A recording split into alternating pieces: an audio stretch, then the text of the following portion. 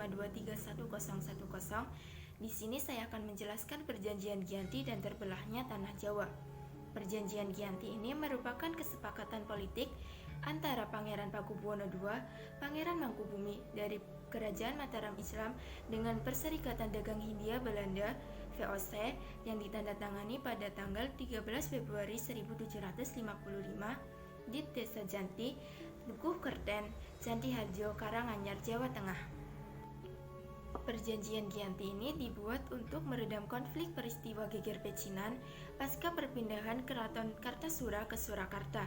Saat itu, Pangeran Mangkubumi yang membantu Pakubuwono II mendapat hadiah sebidang tanah dari Pakubuwono II. Namun, luas tanah tersebut menimbulkan kecemburuan. Salah seorang pangeran mengeluhkan ketidakadilan terkait hadiah tersebut kepada Gubernur Jenderal Baron van Imhoff. Gubernur Jenderal tersebut langsung mengeluarkan keputusan yang membuat tanah tersebut tidak jadi dimiliki oleh Pangeran Mangkubumi.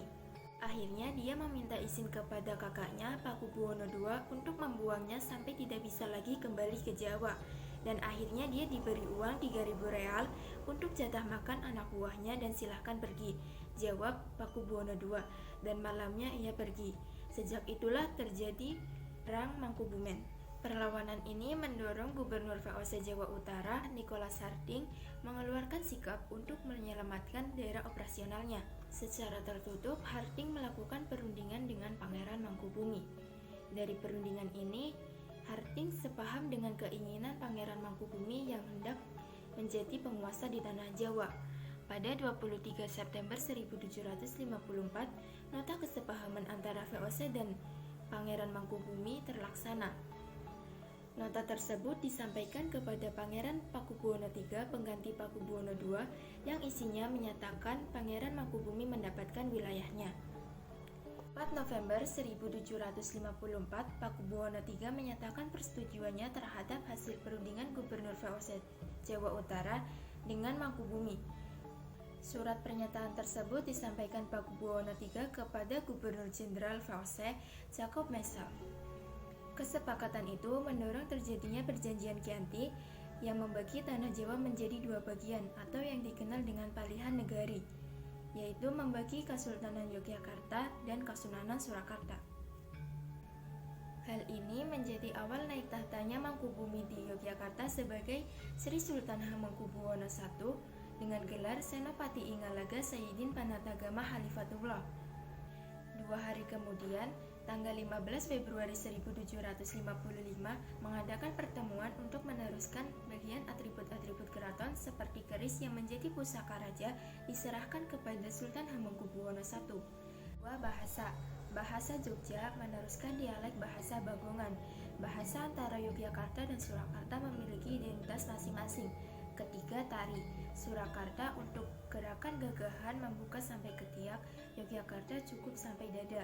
4. Penutup kepala atau blangkon. Di Yogyakarta menggunakan benjolan di belakang, sementara di Surakarta hanya datar atau krepes. Hal ini membuat masyarakat menjadi terpecah dalam hal penampilan dan klaim antara Surakarta dan Yogyakarta. Perjanjian Giyanti yang tidak merinci atas pembagian wilayahnya akhirnya menimbulkan berbagai peristiwa. Pembagiannya yang diacak menimbulkan banyak wilayah-wilayah yang saling tumbang tindih satu sama lain, sehingga menimbulkan konflik di antara kedua kerajaan tersebut.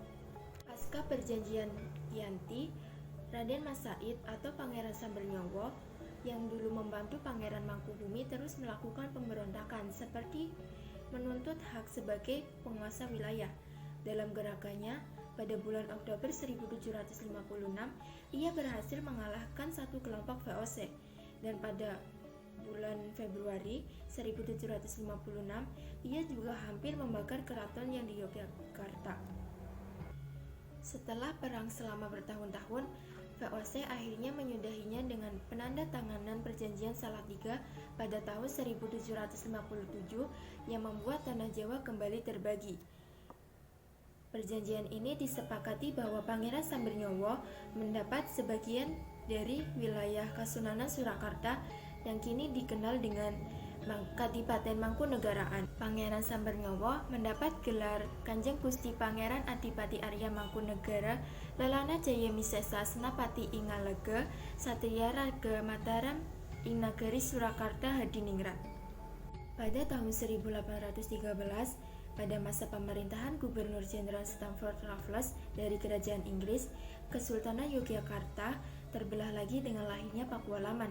Dengan demikian, Tanah Jawa memiliki 4 wilayah pemerintahan. Masing-masing tumbuh dengan perbedaan model dan orientasi politiknya yang kelak mengantarkan Jawa pada rupa yang beragam. Di masa revolusi tahun 1940-an, masing-masing wilayah ini mengalami nasib yang berbeda-beda. Hal ini berujung pada perbedaan status hingga saat ini. Di masa sekarang, Kasunanan Surakarta dan Kadipaten Mangkunegaran menjadi situs cagar budaya, sementara wilayah Yogyakarta dan Pakualaman menjadi ibu kota negara dan daerah istimewa.